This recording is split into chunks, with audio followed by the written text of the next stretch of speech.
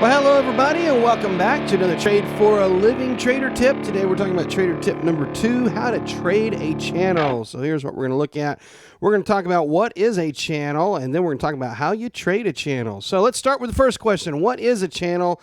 What is this mysterious thing that sometimes you hear about? Well, here's what happens. Sometimes a stock gets stuck and it's kind of moving sideways, and it gets stuck moving between support and resistance. Anytime you see that happening, when a stock kind of gets stuck in what we call a trading range, moving between support and resistance, it's caught in what we call a trading channel.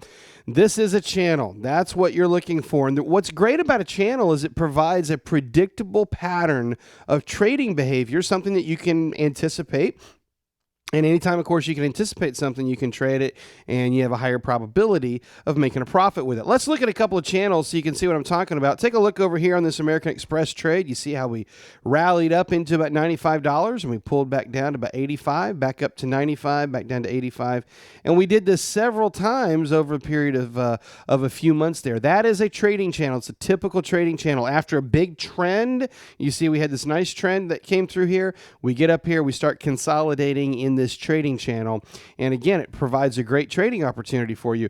Take a look over here at this one on Guild. This one's kind of still in the process of developing, but you see again we were in a nice bullish trend, and we kind of got stuck going sideways here.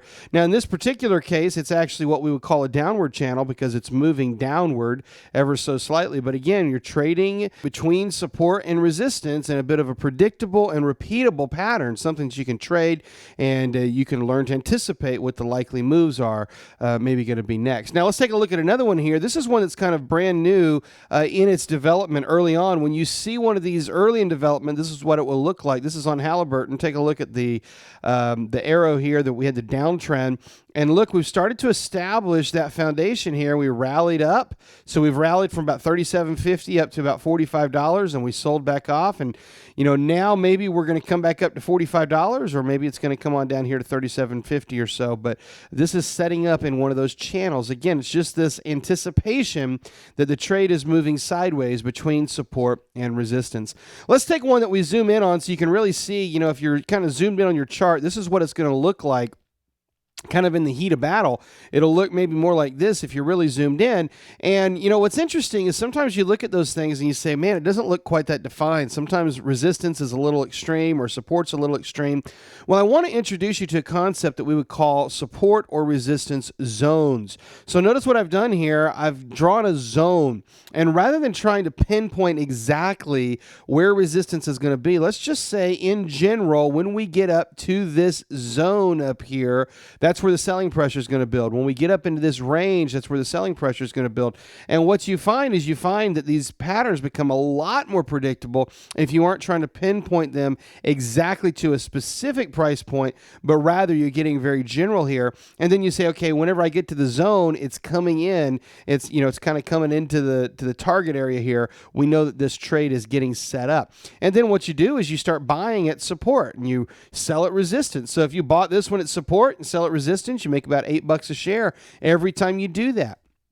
And so in this Chevron trade here, you know, over the course of, 4 or 5 months, you've actually got $24 per share worth of profiting opportunity here. And that's just trading the bullish side. If you wanted to trade the bearish side, then you can make even more money on that. So how do you trade a channel? Well, take a look here. It's really simple. If you're at support, what are you looking for? You're looking for a bullish trade. So when we come into support, you're looking for a bullish trade. And that means you're either going to be buying stock or you're going to be buying call options. Or maybe you want to put in another type of a bullish trade.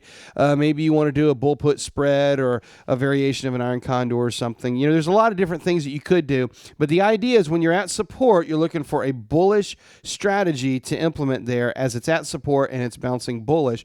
And then, of course, if you're at resistance and it's turning bearish, well, you want to implement a bearish strategy. So you could implement selling stock short, or you could buy some put options, or maybe get into a bear call spread, or any of your possible bearish trades are possible when you're at resistance and it's starting to roll back over to the other side. So again, you got several opportunities here. $8 per share, buying at support, selling at resistance. Another $8 a share, selling at resistance and buying at support.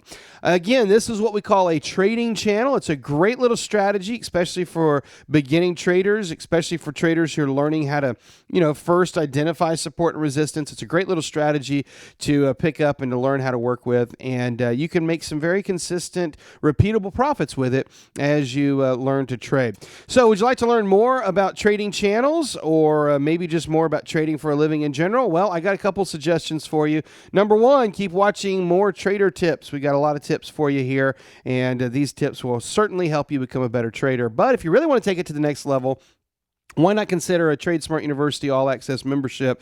You can learn all about trading channels that I just started showing you here in this particular trading tip. You have access immediately to hundreds of hours of training, all on demand, immediately available to you right now. And you can do all that for one monthly price. So if that's something you're interested in, check us out over at TradeSmartU.com. Thanks. I hope this has been great for you. And until we meet again, happy trading.